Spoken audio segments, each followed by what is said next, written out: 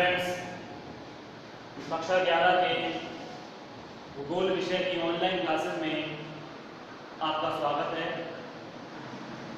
भूगोल विषय की इस क्लासेस को हम काफ़ी लंबे समय से देखते आ रहे हैं। इस सफ़र में हमने कई सामान्य तत्वों पर जानकारी प्राप्त की। हालांकि अपना ये विषय इतना विशाल है कि जिसका कोई ओर छोर दिखाई नहीं देता। जिस तरह ब्रह्मांड अनंत है, अंतरिक्ष अनंत है, उसी तरह हमारा विषय भी काफी विशाल है। लेकिन आपको जितनी भी बातें अभी तक बताई वो शॉर्टली बताई गई, ताकि इस लेवल में आप उन चीज़ों को एक सामान्य रूप से समझ सकें।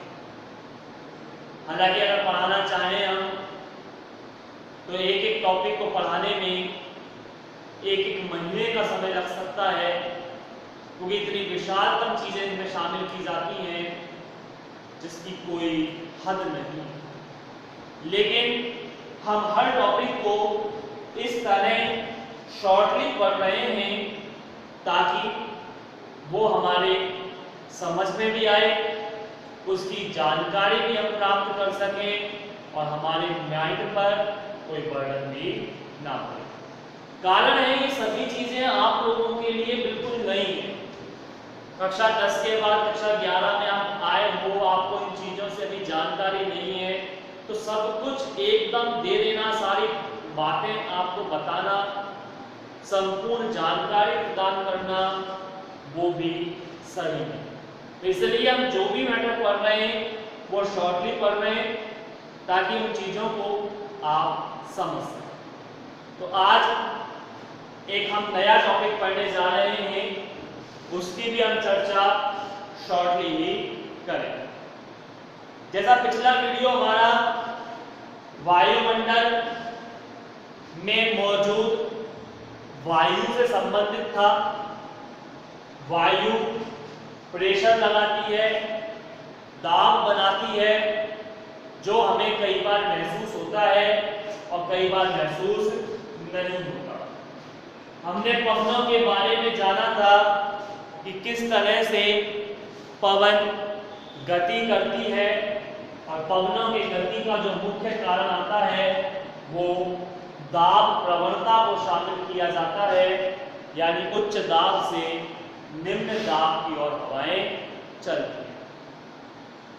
हम पवनों के प्रकारों के बारे में बात कर रहे थे। दो प्रकार हम देख चुके थे, एक स्थायी पवन और दूसरा सामयिक पवन। स्थायी पवन वे पवनें होती हैं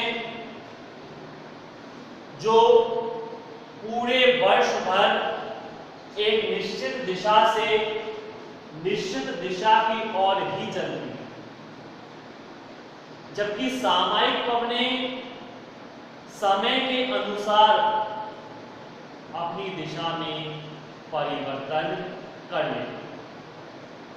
स्थायी पवनें हमने देखी थी, व्यापारी पवनें, पछुआ पवनें और ध्रुवीय पवनें इसके प्रकार थे।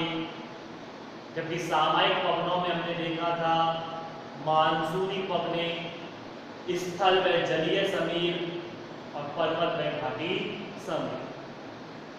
पवनों का एक तीसरा प्रकार और था जो हमारा रह गया था, और वो प्रकार है स्थानीय पवन।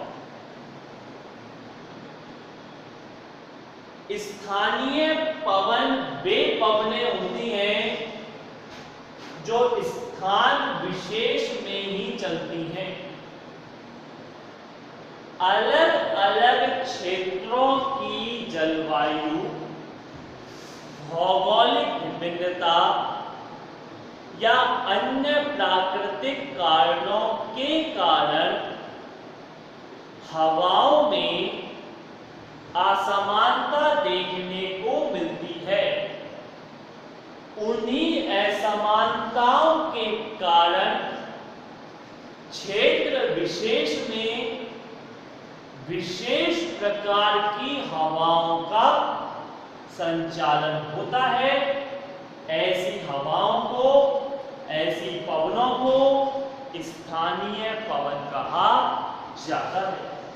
जैसे एग्जाम्पल के रूप में मैं बात करूं लू की, एक बहुत ही छोटा सा शब्द है, एक अक्षर का लू, और आप यदि राजस्थान के निवासी हैं तो आपको पता होना चाहिए कि गर्मियों के मौसम में ये विशेष रूप से चलती है।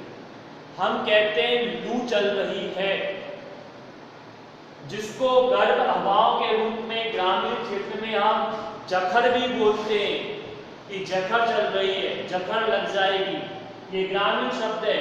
तो ये लू गर्म पवने हैं जो विशेषकर पश्चिमी राजस्थान में चला करती है, विशेषकर। अन्यथा राजस्थान, पंजाब, हरियाणा, दिल्ली तक इसके प्रभाव देखे जाते हैं। तो ये लू सिर्फ हमारे इसी इलाके में चलती है। पूरे भारत की यदि हम बात करें तो पूरे भारत में सिर्फ इस एरिया में ही चलती है, बाकी के किसी अन्य एरिया में नहीं। तो ये पवन हो गई कौन सी पवन? स्थानीय पवन। तो लू एक गर्म व शुष्क पवन, जो भी व्यक्ति इसकी चपेट में आता है वो बीमार हो जाता है। उल्टी, दस्त, बुखार जैसी शिकायतें होती हैं और कई बार व्यक्ति मौत का भी शिकार हो जाता है। तो स्थानीय पवनों में लू। इसके अलावा बात करूं भारत के स्थानीय पवनों में, एक नाम आता है काल वैसाखी। आप सोचिए नाम ही कितना डरावना है इसका, काल वैसाखी। पश्चिम बंगाल के अंतर्गत बैसाख के महीने में चलने वाली हवाएं। बैसाख महीना सुना होगा आपने, चैत्र, बैसाख, जेठ, आषाढ़। तो अप्रैल के माह में चलने वाली तीव्र हवाएं, जिनसे भारी मात्रा में वर्षा होती है, बादल आते हैं, बिजलियां चमकती हैं, बिजलियां गिरती हैं, तो ये बैसाखी, काल वैसाखी कहते हैं। इन्हें काल वैसाखी इसलिए कहते हैं क्योंकि ये हवाएं काल बनकर आती, मौत लेकर अपने साथ आती हैं, इसलिए इनका नाम है काल वैसाखी। इसके अलावा आम्र वर्षा भी इसमें शामिल करते हैं। केरल और कर्नाटक के अंतर्गत मानसून से पहले कुछ बौछारें पड़ती हैं। ये बौछारें भी हवाओं के साथ ही पड़ती हैं, तो आम्र वर्षा होती है। अब आम्र वर्षा मतलब ये नहीं आम की वर्षा, आम्र वर्षा इसलिए कहते हैं क्योंकि आम जल्दी पक जाते हैं। इस वर्षा के कारण आम जल्दी पक जाते हैं, इसलिए इसे आम्र वर्षा कहते हैं। और तो और जनाब देखिए स्थानीय पवनों के नामों में ही 40 डिग्री अक्षांश, 50 डिग्री अक्षांश और 60 डिग्री अक्षांश पर हवाएं चलती हैं। 40 डिग्री पर जो चलती हैं उन्हें कहते हैं गरजती चालीसा। ये हवाओं के नाम है। 50 डिग्री पर जो चलती हैं उन्हें कहते हैं प्रचंड पचासा, और 60 डिग्री पर चलती हैं उन्हें कहते हैं चीखता साठा। आप सोचो नाम कितने कितने डरावने डरावने। गरजती चालीसा, प्रचंड पचासा, चीखता साठा। ये 40 डिग्री, 50 डिग्री और 60 डिग्री पर चलने वाली, तीव्र गति से चलने वाली हवाएं हैं जो भारी मात्रा में विनाश लेकर आती है। तो ये स्थानीय पवनों में शामिल है। इसके अलावा कुछ और नाम मैं आपको बता देता हूँ स्थानीय पवनों के। ये अलग अलग क्षेत्रों में, जैसे लू हमने देख लिया, सिराको, हरमट्टान,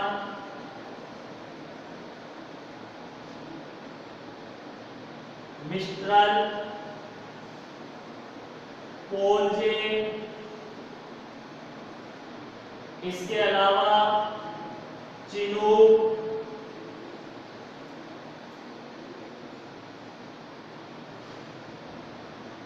ये कुछ हवाओं के नाम जो अलग अलग क्षेत्रों में पाए जाते हैं। कहीं पर इनको मिस्टर, कहीं पर पोलजे, कहीं पर चिनूक, अलग अलग। अमेरिका की हवाएं अलग है, रॉकीज एंडीज पर्वत पर चलने वाली पवन अलग पाई जाती हैं, अफ्रीका ऑस्ट्रेलिया में मिलने वाली अलग पवनें पाई जाती हैं। ऐसे अलग अलग क्षेत्रों में ये अलग अलग पवनें कहलाती हैं। हरमट्टान, इस पवन को डॉक्टर की संज्ञा दी जाती है। डॉक्टर की संज्ञा इसलिए दी जाती है क्योंकि इस पवन के संपर्क में आने से व्यक्ति की कई बीमारियां सही हो जाती हैं। जैसे सुना होगा आपने, डॉक्टर कहते हैं कई रोगियों को कि इन्हें हिल स्टेशन पर जाना चाहिए, पर्वतीय क्षेत्रों पर घूमना चाहिए, खुले में भ्रमण करना चाहिए। तो ऐसे भ्रमण करने से क्या होता है, स्वच्छ हवाएं अंदर शरीर में पहुंचती हैं और शरीर की कई बीमारियां बाहर निकलती हैं। हरमट्टान भी ऐसी हवा है, इसे डॉक्टर की संज्ञा दी जाती है। डॉक्टर की संज्ञा इसलिए क्योंकि इसके संपर्क में आने से लोगों की बीमारियां दूर होती हैं। इसके अलावा एक और बात कर लेते हैं लास्ट हम, रक्त वर्षा के नाम से आप सोचो, जिस तरह आम्ल वर्षा थी उसी तरह से रक्त वर्षा। रक्त वर्षा मतलब खून की वर्षा। खून की वर्षा थोड़ी होती है, होता क्या है इसके अंतर्गत, इटली और स्पेन की मैं बात कर रहा हूं, इटली और स्पेन के आसपास लाल रंग की मृदा पाई जाती है। लाल मृदा की क्या है, अधिकता। जब हवाएं चलती हैं तो ये लाल रंग की मृदा धरातल पे से उड़कर इसके कण वातावरण में ऊपर जमा हो जाते हैं। जब वर्षा होती है तो वर्षा के जल के साथ ये मृदा के कण मिल जाते हैं, जिससे वर्षा का जल भी कैसा हो जाता है, लाल हो जाता है। और ये लाल रंग की वर्षा यानी जल धरातल पर गिरता है। ऐसा लगता है जैसे खून की वर्षा हो रही हो। इसे रक्त वर्षा के नाम से जाना जाता है। तो बात इतनी सी थी अपने टॉपिक की। आज छोटा ही टॉपिक बताऊंगा, विस्तार से नहीं जा रहे हम। स्थानीय पवनें, स्थानीय पवनें सिर्फ स्थान विशेष पर चलती हैं, वहां की भौगोलिक विविधताओं या विशेषताओं के आधार पर इनकी विशेषताएं तय होती हैं। जैसा धरातल होगा, जैसी जलवायु होगी, जैसी भौगोलिक विभिन्नताएं होंगी, ऐसी ही वहां चलने वाली पवनों का स्वभाव या विशेषताएं होता है। तो हमने पवनों के 3 प्रकारों का जिक्र कर लिया। दोबारा से एक बार रिपीट कर देता हूं। सबसे पहली पवन थी स्थायी पवनें, जो एक निश्चित दिशा से निश्चित दिशा की ओर ही चलती थी। ये 3 प्रकार की थी, व्यापारिक, पछुआ और ध्रुवीय। फिर नंबर 2 हमने देखा था सामयिक पवनें, वे पवनें जो समय के अनुसार अपने मार्ग में परिवर्तन कर लेती हैं। और ये भी 3 प्रकार की थी, एक मानसूनी पवनें, दूसरा स्थल व जलीय समीर, और तीसरा था पर्वत व घाटी समीर। इसका भी चक्र हम कर चुके थे। और तीसरा हमारा है ये आज जो चल रहा है वो है स्थानीय पवनें। और ये स्थानीय पवन स्थान विशेष के आधार पर चलती है, उनके आधार पर ही इनकी विशेषताओं का निर्धारण किया जाता है। आज के लिए इतना ही काफी है। शॉर्टली ये टॉपिक थोड़ा सा शेष बच रहा था पवनों के बारे में, इसलिए आज इसे पूरा किया गया। कल एक नए टॉपिक से शुरुआत करेंगे। तब तक के लिए धन्यवाद।